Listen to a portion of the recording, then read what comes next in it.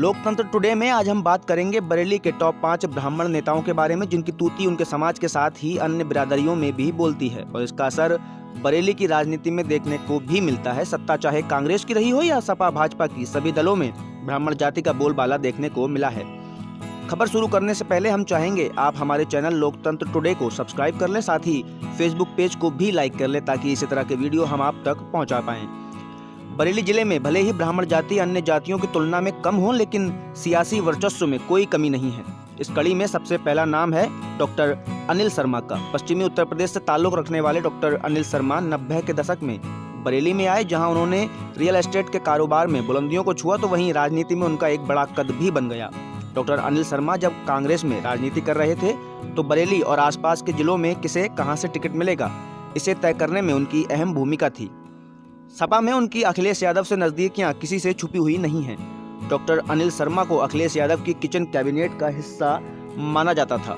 भाजपा में शामिल होने के बाद बरेली नगर निगम चुनाव जीत में डॉक्टर अनिल शर्मा की अहम भूमिका मानी जाती है। उनके बारे में कहा जाता है कि वो सदैव लोगों की मदद करने को तत्पर रहते हैं। डॉक्टर अनिल शर्मा को लोग किंग मेकर भी कहने से नहीं चूकते।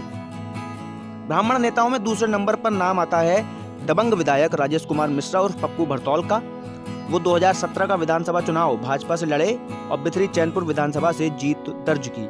उनके बारे में कहा जाता है कि उन्होंने सभी समाज के लोगों की भरपूर मदद की। कोरोना काल में जहां अन्य जनप्रतिनिधि कहीं दिखाई नहीं दे रहे थे, वहीं विधायक पप्पू भरतौल दिन रात लोगों की मदद कर रहे थे। उन्हें जिले का अकेला दबंग विधायक भी कहा जाता है। इस बात की भी चर्चाएं आम है कि जिस काम के लिए कई विधायक कोशिश कर चुके हों और उसमें अड़चनें कम नहीं हो रही हों, उसे वो फोन पर ही करा देते हैं। पप्पू भरतौल अपने अंदाज की वजह से हमेशा मीडिया की सुर्खियों में रहे हैं। भाजपा की गुटबाजी और एक बड़े नेता की वजह से पार्टी ने उनका टिकट काट दिया, जिसके बाद उनके समर्थकों के रोष के चलते बिथरी सीट पर संकट जैसी स्थिति बन गई। उनकी लोकप्रियता केवल बिथरी विधानसभा तक ही सीमित नहीं है। जब उनका टिकट कटने की लोगों को जानकारी हुई तो प्रदेश में कई जिलों के लोग सोशल मीडिया पर उनके समर्थन में उतर आए। ब्राह्मण नेताओं में तीसरे नंबर पर नाम आता है मेयर उमेश गौतम का। उमेश गौतम के बारे में कहा जाता है कि वो जो चाह लेते हैं उसे करके ही मानते हैं। उन्होंने इनवर्डिस के नाम से यूनिवर्सिटी शुरू कर शिक्षा के क्षेत्र में नए कीर्तिमान स्थापित किए। वहीं तमाम विरोध के बाद भी वो भाजपा के टिकट पर मेयर का चुनाव लड़कर जीत दर्ज की।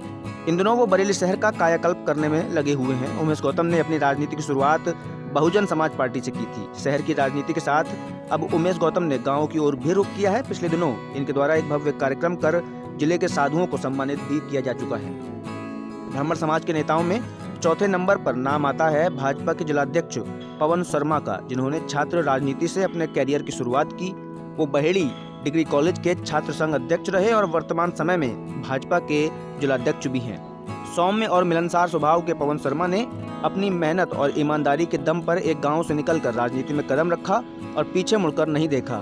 आज जिले में उन्होंने अपनी अलग पहचान बना ली है। सत्तारूढ़ दल का जिलाध्यक्ष होना अपने आप में गौरव की बात होती है। अपनी बिरादरी के साथ ही अन्य समाज के लोगों में इनकी अच्छी पकड़ है। इनके कार्यशैली के चलते ये लोगों के चहेते भी हैं। इसके साथ ही 5वें नंबर पर नाम आता है डॉक्टर राघवेंद्र शर्मा का। संघ में अपनी गहरी पकड़ रखने वाले डॉक्टर राघवेंद्र शर्मा मृदुभाषी व्यक्ति हैं। हाल ही में इन्हें भाजपा ने बिथरी चैनपुर विधानसभा से प्रत्याशी बनाया है। हड्डी रोग विशेषज्ञ डॉक्टर राघवेंद्र शर्मा के बारे में कहा जाता है कि वो एक अच्छे चिकित्सक के साथ ही बहुत सामाजिक व्यक्ति हैं। यही वजह है कि भाजपा से टिकट मांगने वालों की लंबी लिस्ट होने के बाद भी वो टिकट पाने में कामयाब रहे। करगैना में इनका गंगाराम नाम से अस्पताल है। इनकी सौम्यता की वजह से जो लोग एक बार अपने मरीज को लेकर इनके अस्पताल पहुंचता है वो डॉक्टर साहब का मुरीद हो जाता है। हम अपने अगले वीडियो में आपको किसी अन्य टॉप 5 लोगों के बारे में जानकारी देंगे। आपको हमारी ये जानकारी कैसी लगी हमारे कमेंट बॉक्स में ज़रूर लिखें। हमें उम्मीद है कि हमारा वीडियो आपको पसंद आया होगा। इसी तरह के वीडियो पाने के लिए हमारा चैनल सब्सक्राइब करें और फेसबुक पेज को लाइक करना ना भूलें।